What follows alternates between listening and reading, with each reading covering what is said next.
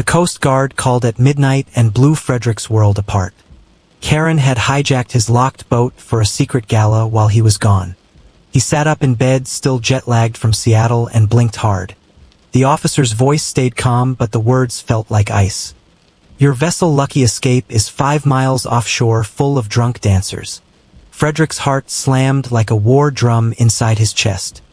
He had moored her tight behind a gated private slip. No one should have touched her, let alone thrown a party. By the time he reached the marina, red and blue lights painted the hull. Uniformed officers questioned strangers in dresses and polo shirts. Then he saw her standing, stiff arms crossed, platinum bob glowing.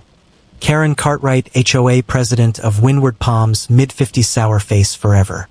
She pretended not to notice him like a queen ignoring peasants. Frederick marched straight to the officer's voice, tight with rage. That is my boat. I never authorized any of this mess. One officer raised an eyebrow and jerked a thumb at Karen. She claims the HOA controls dock access for community events. Frederick laughed, once sharp and bitter under the dock lights. That dock is deeded to my house, not shared property, Karen. She finally glided over, lips pursed like she tasted vinegar. Frederick, dear, the clubhouse renovations dragged on too long. Her voice dripped fake honey, thick enough to choke on. Your boat looked so presentable, and you weren't even using it. He stepped closer, fists clenched at his sides. You broke and used a master key you had no right to own. Karen waved manicured nails dismissively, like swatting a fly. Technically, the association has access rights to all waterfront assets. Frederick's laugh turned dark and low under the night sky. That is not even close to true, and you damn well know it. She snapped back, eyes narrowing into slits of pure entitlement. Maybe the board should revisit those deed restrictions soon. The lead officer stepped between them, voice flat with warning. Ma'am, you are not helping yourself right now at all. Karen's face paled for the first split second of panic. One Coast Guard officer whispered something that changed everything. The investigator turned to Frederick, clipboard ready in hand. We need your statement if you want to press charges, sir. Frederick locked eyes with Karen, her jaw locked tight. Oh, I am pressing charges, and I am not stopping there. By morning he had a maritime lawyer, a police report filed. Surveillance footage from his hidden dock camera sealed her fate. It showed Karen unlocking the gate, waving caterers aboard like royalty. She slipped cash envelopes to the treasurer Douglas with a wink. That was not a party, it was coordinated theft in heels. Detective Mara Klein met him at the precinct, pen clicking fast. Your dock is yours, the HOA has zero legal claim here. She tapped notes, eyes sharp from years of HOA nonsense. Unlawful entry, misappropriation, and possible insurance fraud too. Frederick leaned forward, pulse still racing from the shock. The detective explained the tampered security system inside the cabin. Someone had powered it off manually to hide the joyride. Wine stains, ripped cabinets, cracked helm screen, all on camera. Karen's little summer gala just became a felony festival. Word spread through Windward Palms like gasoline on dry grass. Neighbor Linda waved him over, eyes darting up the street. I overheard Karen last week planning to borrow your boat. She hesitated, then nodded, ready to talk on record. A white HOA truck crawled past, slow and menacing. Janice, Karen's loyal lieutenant, glared through the windshield. The intimidation attempt looked pathetic under bright daylight. That night Frederick read the bylaws like a man possessed. Appendix D, Section 9 hit him like a lightning bolt.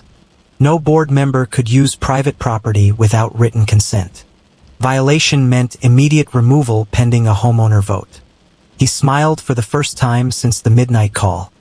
By noon, he had 20 signatures on a special meeting petition. Most neighbors tolerated Karen for tidy lawns and coffee pods. But stealing a man's boat crossed every invisible line. The county patrol car parked outside the HOA office by afternoon. Karen had fled town, claiming a sudden wellness retreat in Arizona. Detective Klein found emails proving the party was premeditated.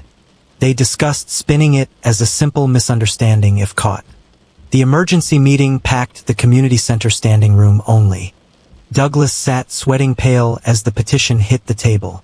Frederick spoke, clear and steady voice carrying across the room. This board used my boat without permission and broke the law. He held up printed emails from the HOA server itself. Gasps rippled, then turned into angry murmurs everywhere. The vote took 20 minutes and crushed Karen completely. 64 in favor, 2 opposed, 3 cowards abstained. Ruth, the old board veteran, stood tall and read the verdict. Karen Cartwright is removed as president effective immediately. Applause exploded like thunder. Someone yelled, "About damn time!" Frederick walked out into cool salt air, feeling the reset begin. 2 days later, a federal agent waited in the precinct. Agent Mendoza slid a thick file across the quiet table. "Your HOA president showed up on our fraud radar last month. Bank statements, guest lists, shell nonprofits, all circled in red. Karen had laundered $3 million through fake community projects. The boat party hid 2 out-of-state buyers with forged deeds. She chose the lucky escape because she thought no cameras existed." Mendoza allowed a dry smile at that rookie mistake. Douglas got detained trying to flee to Panama the next day. Janice and Peter received subpoenas, their faces now on watch lists. Karen's phone pinged at a private airstrip outside Charleston. She traveled under a fake passport, but the net tightened fast. Frederick stood outside the courthouse weeks later, folder in hand. The civil suit named every crooked board member still breathing. Linda testified about fake dues increases and phantom contractors. Rachel, the young ex-assistant, admitted forging meeting minutes daily. One seized voice memo played and the whole room froze silent. Karen's own words bragged about tying homeowners up in court forever. The judge paused, the recording eyes hard over his glasses. Summary judgment landed like a hammer, dissolving the entire HOA. Assets froze, RICO charges flew, accounts seized for restitution. Karen got caught boarding a yacht in Grenada 2 days later. Her notary and deed forger sat beside her in shiny cuffs. Extradition papers moved fast this time, no more wellness retreats. The neighborhood formed a transitional committee with real meetings. No more pompous speeches, just folding chairs and honest talk. Frederick spoke, last voice steady under the bay lights. "We let one woman build her empire because we stayed quiet." Heads nodded, no applause, just quiet agreement in the room. Trust would take work, but they finally chose to do it. The lucky escape sat in dry dock, gleaming after full repairs. Frederick stepped aboard one quiet evening, engine off and still. No more strangers, no more threats, no more fake community love. Just water, wind, and a neighborhood learning how to heal. Justice arrived late, but it arrived with receipts and handcuffs. Karen's little power trip ended exactly where it belonged. In a federal cell wearing orange instead of designer suits. And Windward Palms finally remembered what home really meant.